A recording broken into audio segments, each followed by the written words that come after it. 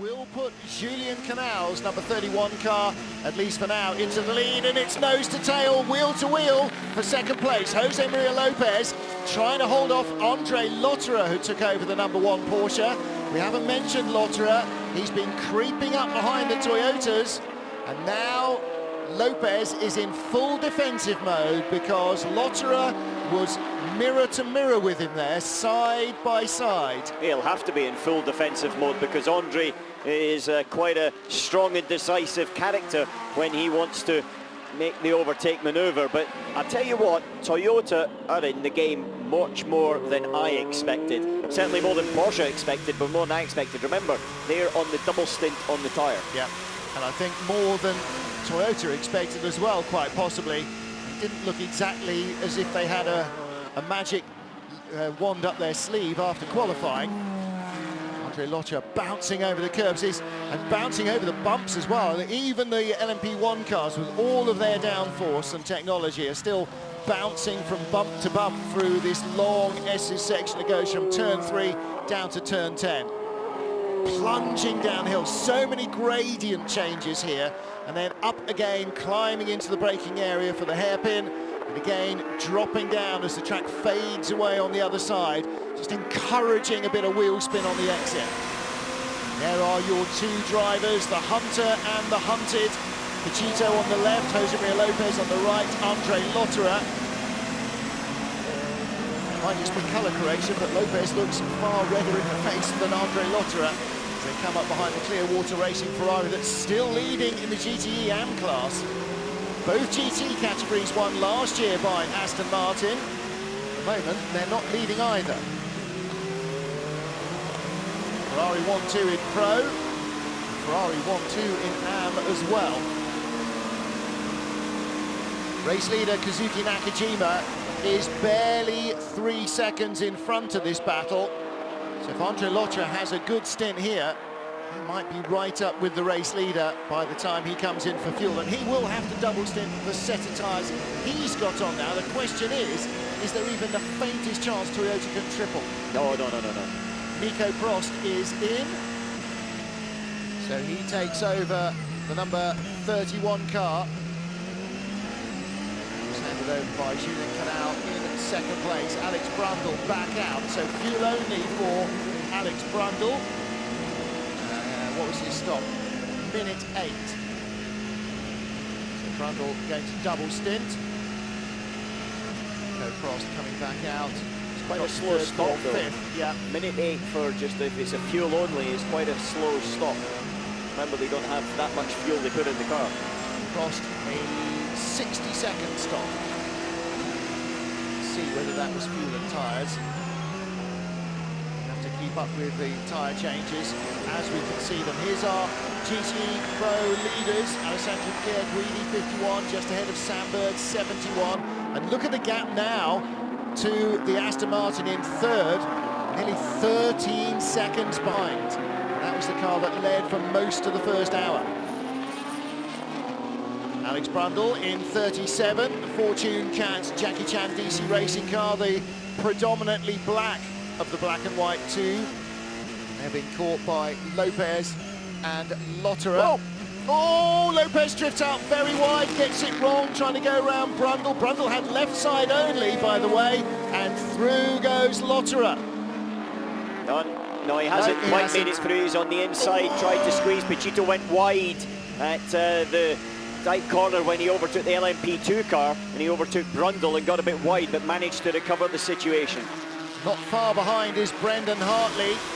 He's only 3.5 seconds behind this duo as they come across the line and closing. Hartley the fastest man on track in the last couple of laps. There is Jose Maria Lopez, goes underneath. Is it still Andy Prio in the 67? No, it's Harry Tingle, isn't it? Yeah, Tingle took over from Prio and has just leapfrogged Pla in that particular battle. But a lot of vibrations. Okay, it's a camera angle and things, but there's a lot of vibrations off that Toyota that we were riding on board with, looking back at Andre Lotterer coming up into turn 1. There is Andre Lotterer. Jose Maria Lopez doing his level best not to look up at him. Yeah, he is, isn't he? Back of the Toyota, don't forget, it's on tyres that are now approaching the end of their second stint. He's got another 11 laps to go, though. Oh, and Lotterer yeah. up the inside this time. Oh, and Biff Baff Bosch, through he goes, up to second place. Lotterer got it done down into the hairpin at 11, squeezed down the inside. But now Lopez is coming back. He's done a boost and he's on the inside and coming back on Andre Lotterer. Won't have the tyre grip as they sort of squeeze it out. And Lopez got the car stopped, very good. Lotterer goes to the exit to try and have a look round, but that's going to be pretty tricky unless Lopez runs wide at this right-hander. Well, fantastic competitive racing between Porsche and Toyota right now. The leader is only 4 seconds up the road, not half a lap, not a lap and a half. And fourth place is only 6 seconds behind them. So our lead 4 covered by 10.05 seconds. And that could get closer.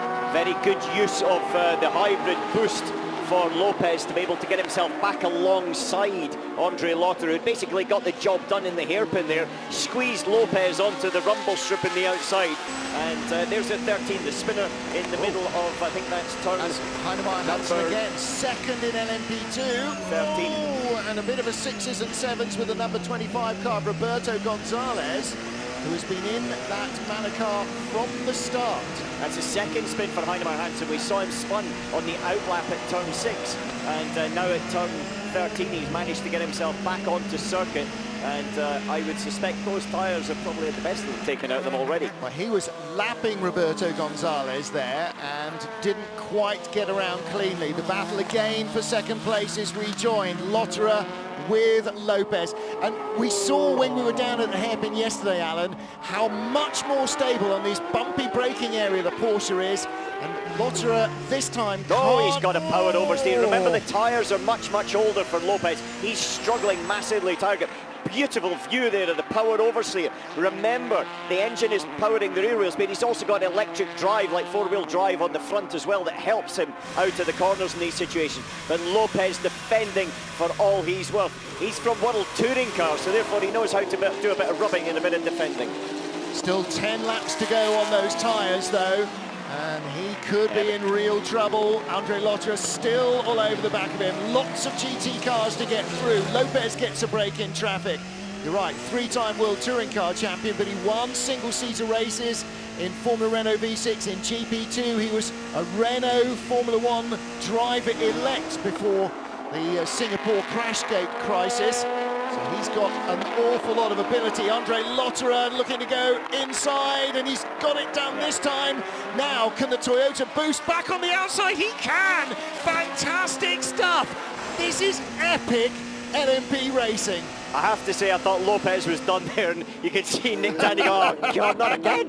But Lopez is doing everything he needs to do. But this is the opportunity in the traffic now, where Lopez has really got to look left and right. Here's the radio for Lopez. I turned it. I get a month already. I can't turn, I don't know what to do. They try to increase the slip, They try to increase the slip. It's on the traction control. Must be something there with the way the systems are acting. Yeah. And they're trying to increase the slip so that it doesn't overreact, but he's got no grip left whatsoever. Here's Lotterer coming down into the hairpin. Something will happen here. And the next car in shot will be Brendan Hartley in the number 2 Porsche. Number 1 trying to go the long way around the outside. There is the number 2 Porsche, and Hartley is closing really fast. 150.2 on the last lap. These guys doing a 51.5 and a 51.9. Lotterer this time has got the overlap.